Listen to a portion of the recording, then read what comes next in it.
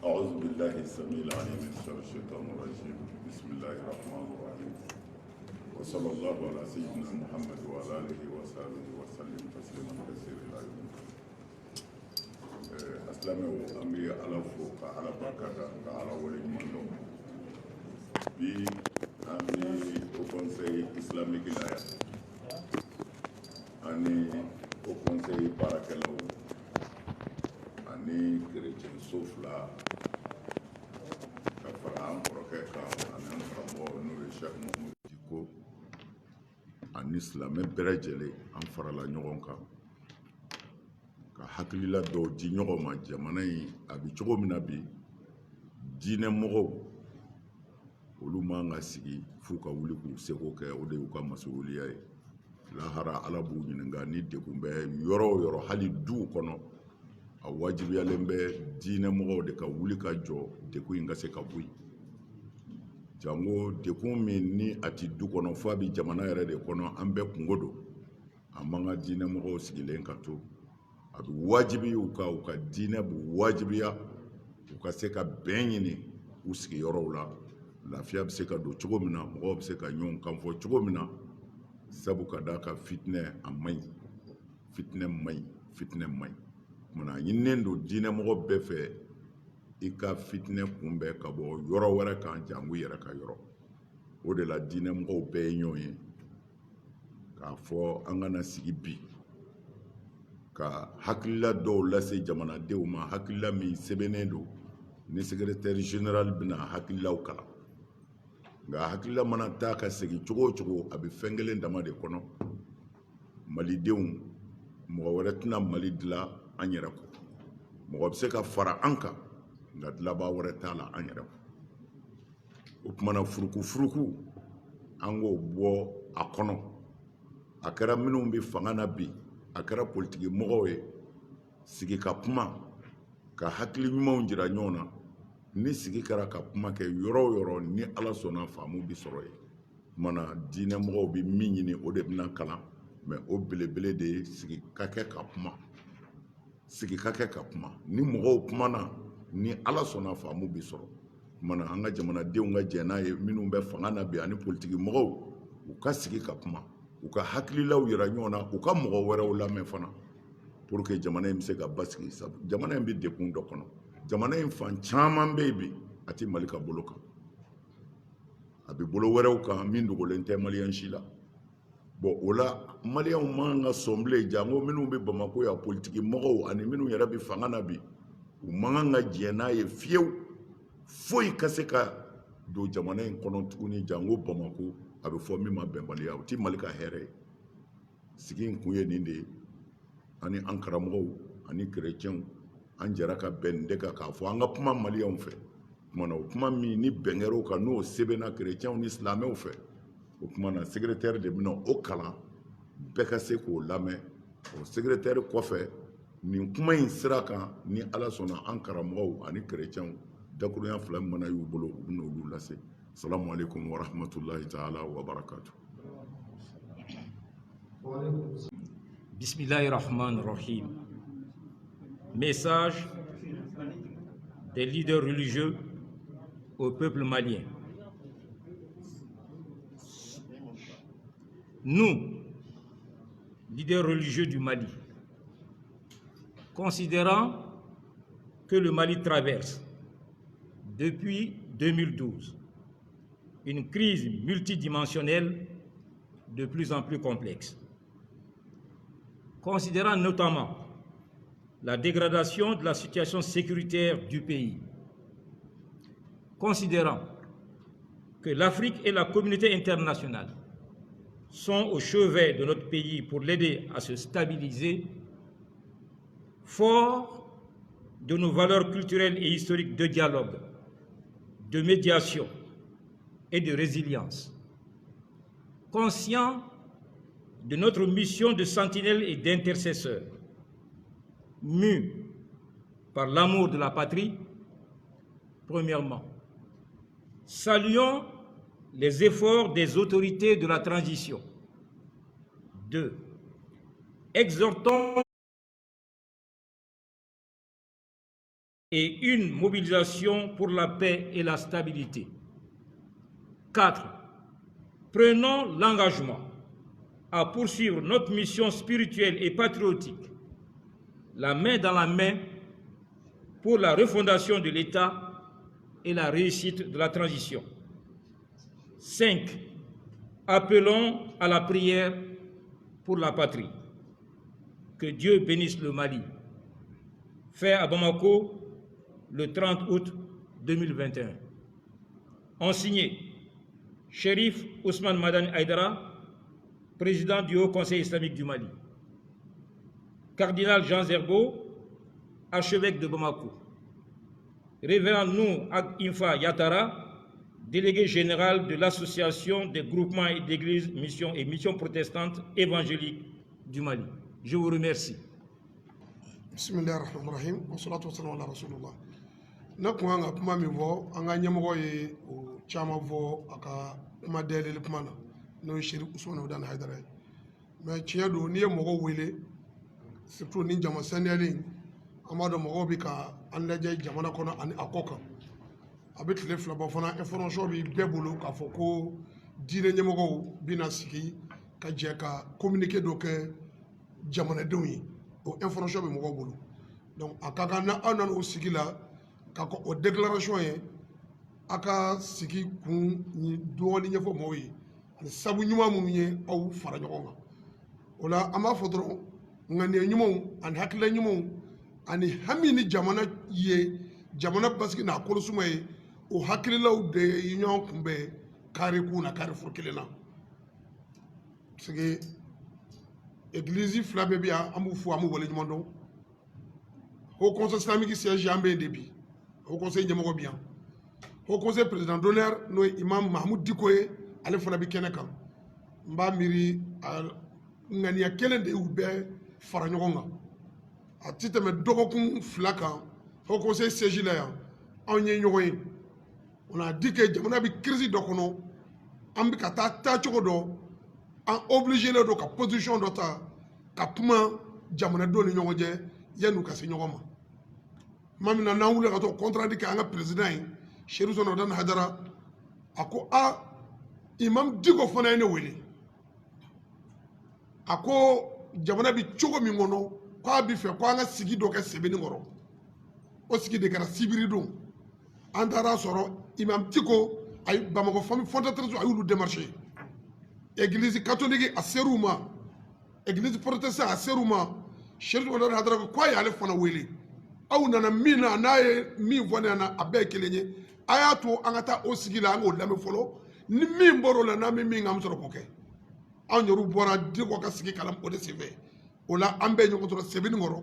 anya soro aw nana ni hakla miye ale devanta ola mena aye be démarcher wato on fana ni o hakla kele ho conseil niveau la bureau national réunion ko kaya ka anci alerama ka fo anga wuli ko baraw damine imam Diko ye an wele ku fanyana ale bi fe nini ni de kake angola efle ko minge ani mimi on na be kili chrétien fana ko kulu yu talabe mois de septembre ubina jega fara yolu fana bi utake protestant ngo uno cardinal Jean Zerboui yani 22 septembre je ko anga ka kodoke non de ça va pas angana to jamana kabla kumbala wala labli protestant ngo kulu kunya jate mina juma ani dimanche juma kelenga ta silamo ka ala wele misiru kono e dimanche kelenga ta église ka dogoke ango nimbenga ni kelendi ani imam Diko reno mi convoqué aw nana ni mira ma be fengelenye okmana ni ndawro na be oro manga jenya abeke ke minagele beka do ni hakilila kono kun jita la jamana basiki jamana kono suma akunyo toronde benga ni ayni église catholique be aka protestant ba aka ho conseil fana kumbaka imam Diko fana hakila kele deta hakila be nyozoro munda anga nyo sebla anga nyo ntika mine mali bi kirti bi ngono bi am saka munga wala saka jamana bwa kono am saka wele jume se an komo ma o de sigi kara sebeni ngoro am be na ka sebeni ngoro la sa ko mi hakila o kera kelenyi miriyo e kelenyi mi mba ambe ko kelendo anga do bolo da nyoye o puma wele kana bla jamana do ma komo ma yadi kewalo che ne ma bla la nyafe munu nga ko ko fe an bɛna jɛ k'o kɛ ɲɔgɔn fɛ mais fo komow k'a dɔn ko ɲɛmaw yɛrɛ dama tɛgɛ bɛ ɲɔgɔn bolo silamɛw ni kerecɛnw kɛlɛ foyi t'a ni ɲɔgɔn cɛ ko nana jamana kɔnɔ crise la an bɛ jɛ ka kuma na an bɛ jɛ ka hakɛlaw di ɲɔgɔn ma ni communiqué ni an jɛra k'a labɛn ɲɔgɔn fɛ comité scientifique min y'a labɛn a réunion kɛra yan de kunu église catholique kun bɛ yan protestant kun bɛ yan centre السميع العليم من الشيطان الرجيم بسم الله الرحمن الرحيم الحمد لله والصلاة والسلام على رسول الله السلام عليكم ورحمة الله وبركاته كألتن وكبركة علي كصلي عليك محمد صلى الله عليه وسلم الناس ودون يسلمون الناس جنون كبلد الانفو au conseil à président Ba ani mbalmake cardinal ani mbalmake Nuhu Yatara ani jama fɛn o fɛn n'o bɛ kɛnɛ in kan ka bɛɛ lajɛlen fo ka hakɛto ɲini bɛɛ lajɛlen fɛ an karamɔgɔ ye kuma min fɔ ani murankɛ ye kuma min d'a kan ko in bɛɛ lajɛlen bɛ fara ɲɔgɔn kan n'o hakilina kelen de dibi tɛ ko in na laɲini wɛrɛ tɛ ko in na foyi tɛ yen min bɛ ko in jukɔrɔ min b'a la o de ye jamana in bɛ lahalaya min na bi a b'a wajibiya anw kan k'a wajibiya jamanaden bɛɛ lajɛlen kan bi an ka wuli ka jɔ k'an jigi kɛ Ala ye o kɔfɛ an yɛrɛ ka ɲɔgɔn minɛ ne y'a fɔ n burankɛ ye ani n dɔgɔkɛ a Sherif président ne ko a ma ko nin wulili in ye anw ma wajibi ye jamanaden bɛɛ lajɛlen anw fila an tɛ mɔgɔ si ni jamanadenya cɛ an tɛ mɔgɔw ni yɛrɛwoloya cɛ nka Ala ye fɛn dɔ k'an ye a bɛ wajibiya kan an ka wuli ne y'o f'a ye n ko ne nana Bamakɔ hali jatigila kun tɛ n na n'i ye don ye ko jamana o diinɛ kuntigiya n'a ɲɛmɔgɔya a bɛ e de bolo o jamana kelen in na n'i kumana mɔgɔ miliyɔn b'i laminɛ ne bɛ cogo min na ale bɛ ten anw ka sigi k'o jamana ye o bɛ bin ko anw tɛ fɛn f'o la an tɛ fɛn k'o la ko hɔrɔnya tɛ sɔn o ma danbɛmaya tɛ sɔn o ma ne ka damira t'a to ko n ka sigi ka nin lajɛ ten an ma foyi ɲɛɲini ayi n ko a bɛ wajibiya ne kan a bɛ wajibiya e kan anw ka wuli ka se mɔgɔw ma anw ka wuli ka jamanadenw wele o kuma wele ma da de don diinɛmɔgɔw fɛ ka ɲɛsin jamana in den bɛɛ lajɛlen ma siya ma bɔ siya la kabila ma bɔ kabila la diinɛ ma bɔ diinɛ na yɔrɔ ma bɔ yɔrɔ la jamanaden bɛɛ lajɛlen de ko don k'a jira bɛɛ lajɛlen na ko do tuma sera a sera sa an yɛrɛ dama an ka ko in lajɛ an ni ɲɔgɔn cɛ joli caman bɔnna ɲɛji caman kɛra dugu caman cira fɛn caman kɛra jamana in na bi min b'a to an man kan ka sɔn abada ka sigi ten foyi tɛ anw ni ɲɔgɔn cɛ jamana in kɔnɔ min ni sigikafɔ tɛ se k'a ban jamana in an ye fɛn dɔ sɔrɔ a tɛ yɔrɔ si diinaw bɛ ɲɔgɔn kɔnɔ kabilaw bɛ ɲɔgɔn kɔnɔ siyaw bɛ ɲɔgɔn kɔnɔ an bara yan diina bɛɛ a bɛɛ bɛ ɲɔgɔn kɔnɔ ni e t'a la i bɛ taa sɔrɔ i balima dɔ b'a la Ala y'o kɛ an ni ɲɔgɔn cɛ ni Ala y'o d'an ma anw ka kan k'o mutualiser an ka kan k'o de fara ɲɔgɔn kan bi k'o kɛ atu ye k'a kɛ ka jamana in ka sursaut kɛ o de ye ka wuli an yɛrɛ ye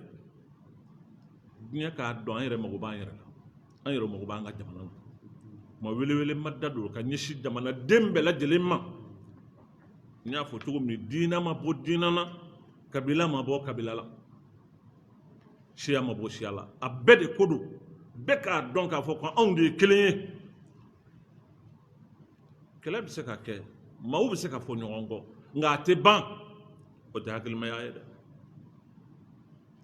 ka bɛɛ dɔ kɛra mantonya la ka bɛɛ wele ni Ala ye an bɛɛ jɛ ye Ala min ye o kɔfɛ ka bɛɛ wele ni jamanadenya ye barisa an bɛɛ jɛlen bɛ o jamana kelen in na a ko in sera sa an ka fɛɛrɛ ɲini nin ko in na fɛn minnu marifa ka kan ka taa fɛn min kama o tɛ an yɛrɛ dama ye kɛlɛ min n'a ka ɲi anw ma bi o de y'an yɛrɛ dama k'a lajɛ ladiriya ni tilennenya ani hadamadenw u hakɛw bɛ se ka lapasa cogo min jamana kɔnɔ o de ka kan ka ɲini barisa tilenbaliya bɛ jamana ci tilennenya bɛ se ka sabati an ka jamana la cogo min na anw ka kan ka effort bɛɛ lajɛlen kɛ o de ka kɛ nka an yɛrɛ ka marifa ta ɲɔgɔn kama o kun tɛ o tuma diinɛ mɔgɔw farala ɲɔgɔn kan ka hakilina min fɔ a bɛɛ bɛ fara ɲɔgɔn kan minɛn min kɔnɔ o ye nin hakilina in k'a ɲini ala fɛ ala k'an bɛn sababa ma ya rabbi ala ka jamana basigi ala ka hɛrɛ caya ka dusukun ɲuman d'an ma an ka ɲɔgɔn kun ka yafa ɲɔgɔn ma ka lafiya don an ka jamana kɔnɔ jamana ala k'a basigi jamana ala k'a basigi assalamu alaikum wa rahmatullah. Grâce soit rendue à Dieu qui nous donne la victoire par Jésus-Christ notre Seigneur. J'aimerais saluer ici les acteurs, les initiateurs de cette rencontre qui ont permis ce grand communiqué des religieux monothéistes du Mali. J'aimerais saluer en particulier l'imam Mahmoud Dicko. Je peux dire qu'il s'est vraiment sacrifié, il s'est battu. Quand on connaît le président Mahmoud Dicko qui a été président du Haut Conseil islamique et connaissant ses positions quand il était président du Haut Conseil islamique, pour moi, il y a eu un miracle qui l'a amené à faire ce qu'il a fait pour réussir ces moments. Nous, en tant que protestants évangéliques, nous nous souvenons que l'imam Mahmoud Dicko avait dit que lui, il n'ira jamais dans une église chrétienne et il n'invitera non plus aucun chrétien dans une mosquée. Et ce même imam a demandé au forum de Bamako que je vienne lui rendre visite dans la cour de sa mosquée de Badalabou. Et j'ai été chez lui et il m'a accueilli comme un frère. C'était déjà pour nous un grand chapeau pour lui. Mais on lui avait dit qu'avant cela, il avait demandé avant cela une rencontre à la place de l'indépendance. On lui a dit non, tant que tu ne rencontres pas nos leaders de l'AGMPM, nous, on ne viendra pas. Mais cette fois-ci, armé de la volonté d'amener tout le monde à la même table, il a accepté d'aller rencontrer tous nos leaders de la GMPM. Et ils étaient tous là. Et ils l'ont entendu exposer toute sa philosophie, toutes ses croyances pour le Grand Mali, pour le Mali-Bas, pour ce qu'il veut pour le Mali. Bien sûr, je n'ai pas besoin de vous dire qu'on n'était pas d'accord avec tout ce qu'il dit, mais il a eu le mérite de venir nous exposer cela et nous expliquer cela. On lui a dit, bon, nous travaillons collégialement, on va se consulter et on reviendra à lui. Il nous a compris en tant que frère, il est reparti. Nous, de consultation en consultation, on a consulté non seulement ce qu'on consulte habituellement chez les protestants, mais on a consulté aussi ce qu'on a l'habitude de consulter même chez les catholiques. On était convaincus que l'esprit de cet imam-là est bon pour le Mali. Et quand il nous a invités à aller à la rencontre des leaders religieux, c'est le champion de la paix des musulmans pour nous, pas seulement pour le Mali, mais en Afrique, le shérif Ousmane Madani Haïdara,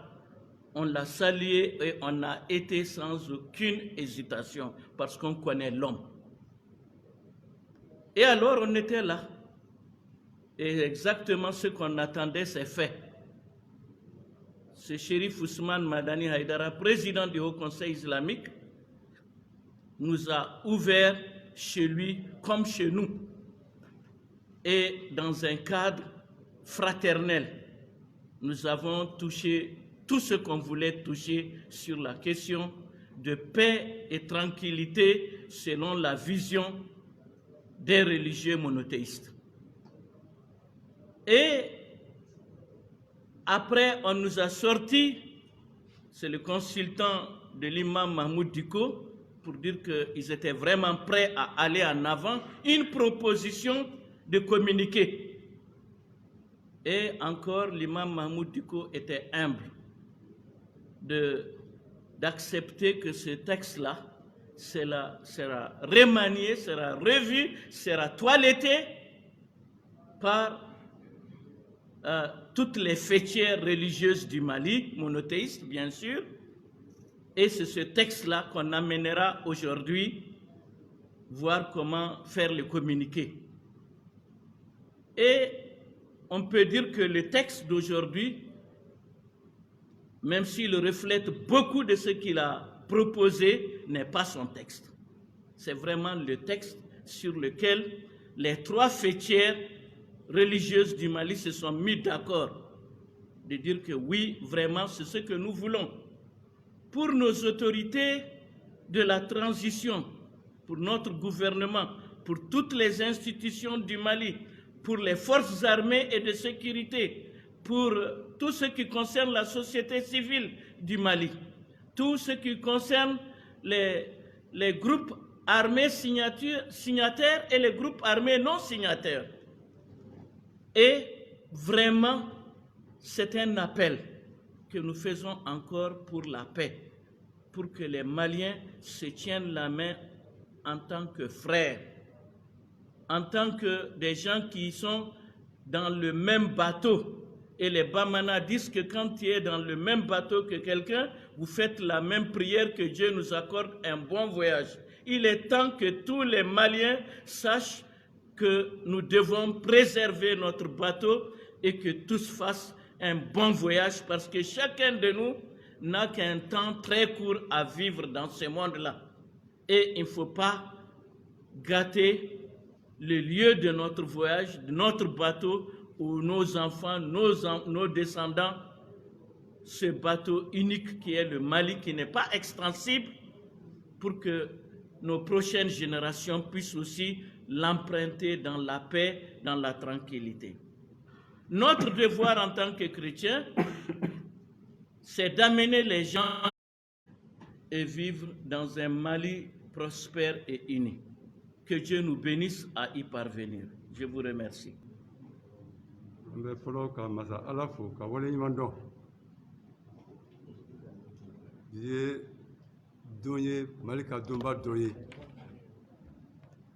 Ko sabu kɛ ɲɔgɔn ye sigira kun min na ala de b'a dɔn ko kun sɛbɛ don Serif n'a ka jama an balimakɛ Yatara n'a ka jama ani an minnu sera bilibada in na an ka ala fo ka wale ɲuman dɔn bi ye donba ye an bolo bawo ɲɔgɔn ye kun ye min ye bɛɛ b'a dɔn jamana ka basigi de don o de sira fɛ sa sani an ka taa ɲɛ an bɛ masala deli k'a deli jɔnniw ye kabini Mali yɛrɛ sigira janko kabini an donna démocratie in kɔnɔna na fo kana se nin waati ma ni gɛlɛya na se a gɛlɛya danyɔrɔ la maa o maa bɛ yen tenitigiw o maa wɛrɛw cɛw ni musow denmisɛn maakɔrɔbaw n'u ni tora nin ko in na ala ka hinɛ u bɛɛ la dɛ ala k'u dayɔrɔ suma ala k'u fara a ka jɔnkurandenw kan minnu fana bɛ yen nɔ ni kasara min wulilen filɛ nin ye n'a nɔ bɛ u farikolo la wala u dusukun na minnu joginna hali bi ala ka nɔgɔya kɛ olu ye falatɔ minnu fana bɛ yen nɔ ni gɛlɛya in i ye olu kɛ falatɔ ye diyagoya la olu ni u baw an'u ka maakɔrɔw ala ka u hinɛ don an na an kana sɛgɛn u kana kɛ doni ye an kɔnɔ walasa u ka wuli ni hakilina ye min tɛ taaɲɔgɔnbɔ hakilina ye min ye yafa ani kelenya hakilina ala ko nɔgɔya olu ye an bɛ kɛnɛ min kan a bɛɛ fɔra ka ban sababu de bɛ ko bɛɛ dɔ la adamaden ni nana jɛna dugawu bɛ kɛ kuma ala k'i nakan diya nakan diya sira dɔ ye nin ye diko bɛ se ma don min na ka nin kuma in fɔ n y'a fɔ n ko ne yɛrɛ a tun bɛ n kɔnɔ o ko de tun bɛ n bolo ni septembre bɛna se n b'a fɛ ka n balimakɛ serifu wele ka yatara wele ani n bɛ se k'a fɔ an jatigiw bamakɔ yan nɔ an ka wuli nin na 22 septembre kana kɛ an bolo san wɛrɛ ta ɲɔgɔnna ye san tɔw ta ɲɔgɔnna ye an ka wuli ka dugawu kɛ ka wajuli kɛ walasa ni san wɛrɛ 2022 o 22 bɛ se o k'a sɔrɔ mali bɔra nin kɔnɔ 22 ye donba ye mali bolo o tuma na gɛlɛya ninnu bɛɛ nana sɔrɔ a kɔnɔna na o tuma na an ka o lajɛ min se ye min ye o k'o kɛ nka aw diinɛ ɲɛmɔgɔw ta ye min ye o dɔnnen bɛ bɔ sira fɔlɔ o ye sentinɛliya ye sentinelle c'est pas espion sentinelle kɔrɔ bɛ di i bɛ kɔlɔsili kɛ ni tiɲɛni fɛn o fɛn bɛ na ni tiɲɛni sira ye minnu kan ka don an n'o tiɲɛni cɛ i k'a f'u ye nka y'i ta kɛ ten foyi tɛ bilen hɛrɛ de bɛ yen a y'i ta ten a y'i ta ten a y'i ta ten ni tiɲɛni kun bɔra e de bɛ ɲininka sini ala k'an kisi o ma o sentinelle baara ala k'an se a kɔrɔ filanan o ye jumɛn ye o ye delili ye ni gɛlɛya bɛ mɔgɔ fila ni ɲɔgɔn cɛ dugu ni ɲɔgɔn cɛ jamana fila ni ɲɔgɔn cɛ sigiɲɔgɔn ni ɲɔgɔn cɛ furu yɛrɛ kɔnɔna na balimaw ni ɲɔgɔn cɛ i k'i da ɲuman don a la ka dugawu kɛ o tuma na n'i y'o baara kɛ i ka deli fana o fana ko n'a bɛna mɔgɔw ni ɲɔgɔn cɛ ka deli kɛ i ka ala deli fana o y'i ka baara ye o wajibiya bɛ an kan an kɔni bi don in na an bɛ yafa ɲini masa ala fɛ ka yafa ɲini jamana fɛ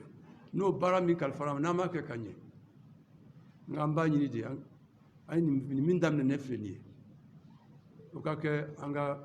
minnu ma kɛ ka ɲɛ o ka kɛ olu juru sara sababu ye walasa mali bɛ kɛ ka jigin bɛ ka taa dingɛ min kɔnɔ ala k'an bɔ a kɔnɔ dugawu kelen b'i b'a mɛn maliyɛn bɛɛ da yɔrɔ bɛɛ da nka i ma ye adamaden ale dugawu yɛrɛ n'a mɛnna an t'a barika dɔn ala yɛrɛ t'a jaabi o parce que an b'a fɔ ten n'i ye maliyɛnw ka kumakan mɛn lamɛn bi dugawu o dugawu kɛra n b'a fɔ o tuma na ala ka jamana basigi wa bɔkun tɛ an si la koyi ni den wolola cɛ o muso n'a fɔra ko ni cɛ wala musoya donna dugawu fila caman bɛ kɛ nka fila bɛ yen an b'a fɛ maliyɛn bɛɛ ka o lajɛ k'i yɛrɛ lajɛ o dugare la ko ala k'i balo ala k'i nakan diya wa wele min filɛ nin ye ni diinɛmɔgɔw b'a kɛ malidenw ma a bɛ taa o sira de fɛ ko malidenw bɛɛ k'a dɔn k'a fɔ tuma na u ka balo an'u nakan diyali o ye cɛsiri ye de walasa jamana ka basigi kuma minnu fɔra ala k'a to an kɔnɔ an minnu b'a fɔ fana ala k'a to a ka kɛ tiɲɛ kuma ye a ye baara min kalifa anw ma jamana in kɔnɔ ka sigi o kan n'o ye santinɛ nin ye foli dɔrɔn de ye sisan parce que min ka kan ka fɔ an ka ɲɛmɔgɔw fɛ u y'a bɛɛ fɔ kerecɛnw y'u ta fɔ an yɛrɛ y'an ta fɔ ayiwa an hakili la sisan wele in dalen bɛ maliden bɛɛ de ye an ka ɲɔgɔn tɛgɛ minɛ an ka yafa ɲɔgɔn ma pour que jamana in bɛ se ka bɔ bolo la n y'a fɔ n bɛ segin a kan mɔgɔ si tɛ se ka Mali bɔ bolo la ka tɛmɛ maliden yɛrɛw kan mɔgɔ de bɛ se ka fara an kan mais an faso in a tɛ se ka lafiya ni an yɛrɛ tɛ o tuma na an ka kuma caman bɛ yen an ka n'u mɛn an ka min mɛn dɔrɔn malidenw de ye an bɛɛ ye ɲɔgɔn de ye an bɛɛ bɛ fa la an bɛ ba la ala de y'an sigi nin jamana in kɔnɔ wa jamana wɛrɛ t'an bolo y'an kɔ an ka bonya n'an ka karama a bɛɛ bɛ nin dugukolo in de kan n'o ye Mali ye o la an k'an ka Mali kɔlɔsi an k'an ka wele da fana minnu bɛ Mali ɲɛmɔgɔya la bi ni silamɛw ka wele y'u sɔrɔ